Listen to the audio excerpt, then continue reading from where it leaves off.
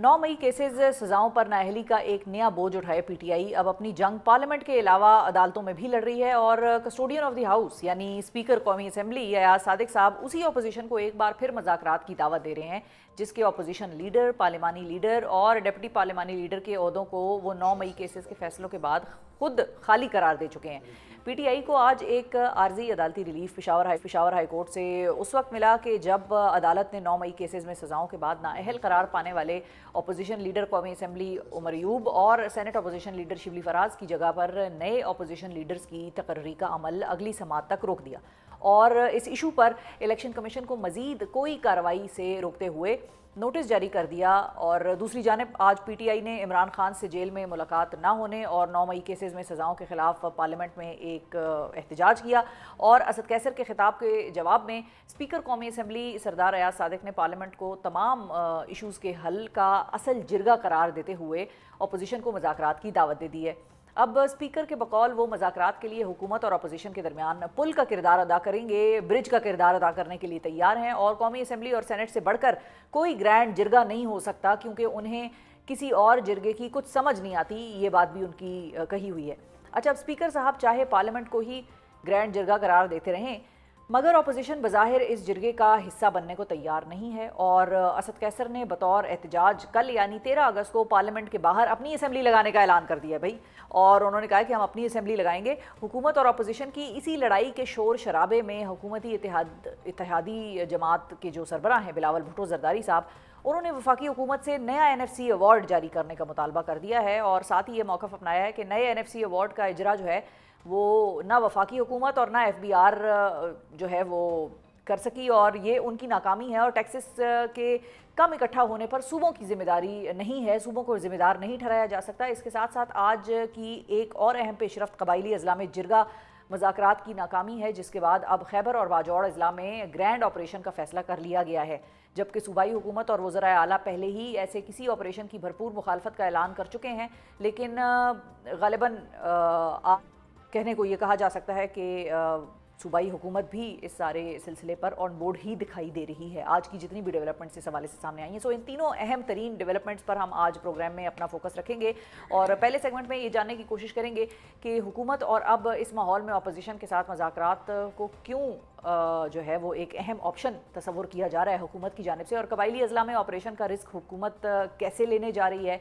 इस हवाले से गुफ्तगू करने के लिए हमारे साथ मौजूद है नून लीग के सीनियर रहनुमा, कौमी असेंबली में चीफ विप और वफाकी वज़ीर बराए पार्लिमानी उमूर डॉक्टर तारिक फजल चौधरी साहब। अस्सलाम वालेकुम डॉक्टर साहब। जी वालेकुम सलाम। बहुत शुक्रिया डॉक्टर साहब, आपने वक्त निकाला। सबसे पहले तो ये बताइए कि इश्यूज़ बहुत सारे चल रहे हैं, बड़ी सीरियस नौयत के चल रहे हैं।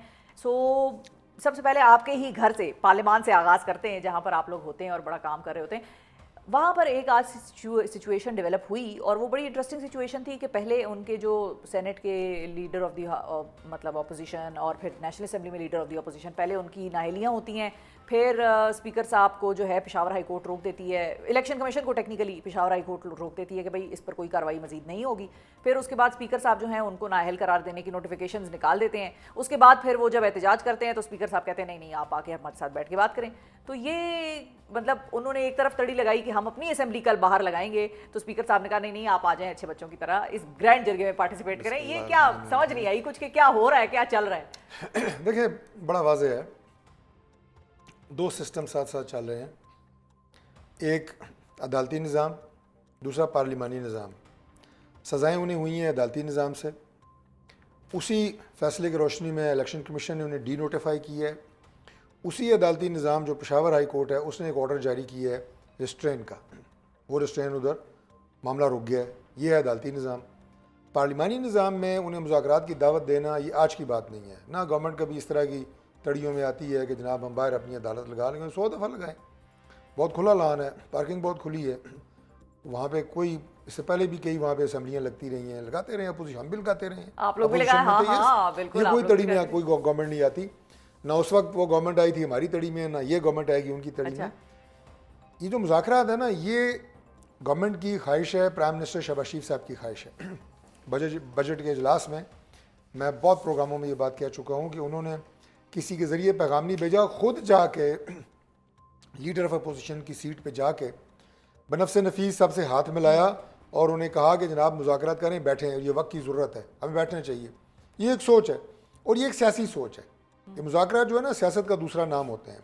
आपको याद है मैं तवातर से जब मुज़ाकरात का कोई सिरे से नाम ही नहीं था, अब तब भी आपके प्रोग्रामों में कहता होता कि एक दिन हमें बैठना पड़ेगा और वो वाहिद हल है। आज भी मैं आपको यही कह रहा हूँ, बैठना पड़ेगा, बातचीत करनी पड़ेगी। अब देखें आपने, मुझे तो लगता है बातचीत तब दो बड़े अहम लीडरान के दरमियान होगी और किसी के पास की बात मुझे नहीं लग रही। एक लीडर आपका है और एक लीडर उनका है। मुझे अब ये दो कहानी में मेन लीडर्स लग रहे हैं, मुझे मेन कैरेक्टर्स। बायसियत वफाकी वज़ीर के अल्हम्दुलिल्लाह अगर किसी मीटिंग में जाना पड़ता है तो सबसे पहले मुझे जो मेरे स्टाफ के लोग हैं, मेरी मिनिस्ट्री के सीनियर अफसरान हैं, पहले वो ब्रीफ करते हैं। ठीक है, सर उधर की ये तैयारी है, हमारी ये तैयारी है, ये रेलेवेंट डॉक्यूमेंट है, ये टॉकिंग पॉइंट्स हैं, एजेंडा है, सारी बात होती है ना। सिंपल सी मैंने आपको बात बताई है, वहाँ से तो शुरू हो, कम से कम बैठे तो सही, कोई मिनिमम कॉमन एजेंडा वो तो तय करें। और सबसे बड़ी बात ये है कि 2 बड़े बैठे ज़रूर बैठे, 3 बड़े बैठे ज़रूर बैठे, 4 बड़े बैठे ज़रूर बैठे। मैं तो हमेशा से कह रहा हूँ नहीं है, सिर्फ सर 2 ही हैं, एक साढ़े थे, एक होना दे भाई, बेशक हो ना। नहीं वो बीच में शुरलियाँ छोड़ते रहते हैं ना कि जनाब इनके पास कितना इख्तियार है। आई वो आप लोगों से थी, मैंने कहा बात ये आप लोगों की तरफ से आई थी, जिनके पास इख्तियार है वो जाएंगे वो भी पाकिस्तान के लिए बैठेंगे। हो सकता है जा मैं जो चौथे बड़े की बात बता रहा हूँ वो ऑनरेबल चीफ जस्टिस हैं, उनके पास चले जाएंगे कि अदालती निज़ाम के लिए हमारा क्या ताउन आपको चाहिए, कितने लोगों को वहाँ से रिलीफ देने के लिए आप बताएं। मतलब भाई पाकिस्तान की बात है ना, किसी की जात की बात तो नहीं है। मैं टेक्निकली उस चैमगोई के बारे में बात कर रही हूँ। चैमगोइयाँ क्या है, मतलब मुख्तलिफ खबरें, ज़ाहिर है इस्लामाबाद में नाजरीन बहुत खबरें होती हैं और हर खबर को आपने फिल्टर करके देखना होता है कि आपको कौन सी खबर में थोड़ी बहुत सदाकत लग रही है। सो मैंने वो जो डॉट कनेक्टिंग की थी वो इस तरह से की थी कि राना सना साहब को आपको याद होगा कि उन्होंने एक बात की थी कि मियाँ नवाज शरीफ साहब अडयाला जा सकते हैं, मतलब जा सकते हैं, कौन रोक सकता है, उनकी मर्जी आए तो वो अडयाला जाके अंदर कैदी से भी मिल सकते हैं, कोई भी कैदी हो, मैंने नाम थोड़ी किसी का लिया। तो इस किस्म की एक बात आई, वो चली, फिर उसके बाद सुने सर, फिर उसके बाद कुछ ब्यूरोक्रेसी भी आजकल आप लोगों की बड़ी फेवरेट है। तो फिर उसके बाद मैंने कुछ ब्यूरोक्रेट से ये बात सुनी कि उन्होंने कहा कि इस किस्म की कोई चीज़ हुई है कि गए कोई भी नहीं है, अभी कोई मुलाकात नहीं हुई, लेकिन एक तरह से पैगाम रसानी किसी तौर पर हुई है कि भाई अगर वो आए इधर मिलने और अगर वो आपको एक तरह से ये ऑफर करें कि भाई हम जमहूरियत के लिए, रूल ऑफ लॉ वगैरह के लिए, तो उन्होंने सुन तो नहीं सिर्फ सर तो उन्होंने आगे से नॉड और उस पर एक एप्रिसिएशन दिखाई है अंदर वाले कैदियों ने भी। तो ये बड़े दो की हल्की फुल्की सी दाएं बाएं कोई बातचीत उड़ी है एक दूसरे की तरफ। भाई ये बातचीत उड़ी है, अच्छा जी ये सिर्फ उड़ी है, ये मुझे बिल्कुल ठीक है, आखिर में आपने बिल्कुल ठीक है कि ये सिर्फ उड़ी खबर है।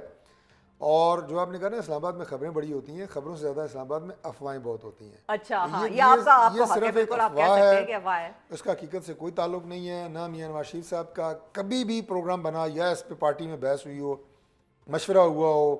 अभी हमारी जो है वो सीनियर हमारी कमांड की मीटिंग हुई है, this topic was never discussed. किसी ने बात ही नहीं की, ना कोई जा रहा है ना उधर से कोई नॉड हुई है। लेकिन मैं पॉलिटिकल पार्टियों की और उनकी सीनियर क़यादत की बैठने की बात बार बार इसलिए कर रहा हूँ कि कम अज़ कम हमें पाकिस्तान के जो कोर इश्यूज़ हैं, जो सिर्फ पाकिस्तान के इश्यूज़ हैं, उनके ऊपर तो इकट्ठा होने की ज़रूरत है। मिसाल के तौर पे टेररिज्म है, इस पर इकट्ठा होने की ज़रूरत है ना। अब इसमें जनाब आपको केपी की गवर्नमेंट कुछ और कहती हुई नज़र आ रही है, हम कुछ और कह रहे हैं। हम कह रहे हैं भाई वहाँ पे कोई नया ऑपरेशन नहीं है, आपने अपने प्रोग्राम में भी थोड़ा तस्करा किया। जहाँ दहशतगर्द कार्रवाई करते हैं वहाँ उनके खिलाफ कार्रवाई होती है, सिंपल सी बात है। आप कहें नया ऑपरेशन है, कोई नहीं।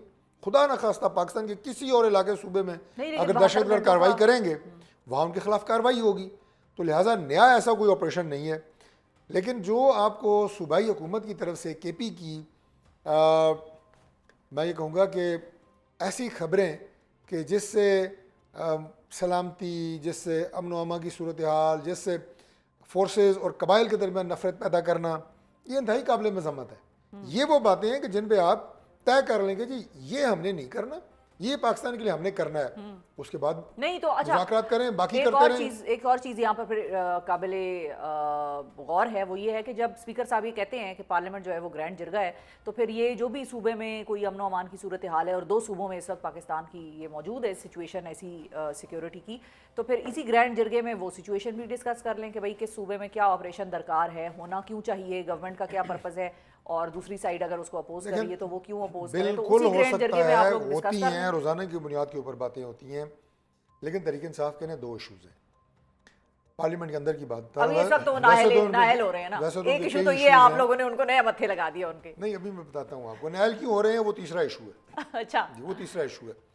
दो इशू उनके यहाँ पे क्या है, एक तो ये बेचारे मीन हमारे भाई हैं, मीन मैं उनको बात बता रहा हूँ, जो लोग मामलात को आगे अच्छे तरीके से चलाने की बात करते हैं, जो एक मिडल वे निकालने की बात करते हैं, तहरीक इंसाफ के लोगों की बात बता रहा हूँ। बेचारा मैंने इसलिए कहा कि वो तमाम तर पॉजिटिविटी के साथ किसी नतीजे पे पहुँचते हैं, ऊपर से जनाब इमरान खान साहब एक आरा कहें तलवार कहें चला देते हैं कि खबरदार किसी ने कोई मसलियत की बात की, बस जंग है तो लड़ाई है तो पार्लियामेंट नहीं नहीं तो चलने मसलियत देना। वाले आ रहे हैं ना, मसलियत वाले आ रहे हैं, अगली आप बात लोगों के सुनो। साथ वो बैठेंगे अब अब अगली ऐसा ही बात है। सुनो।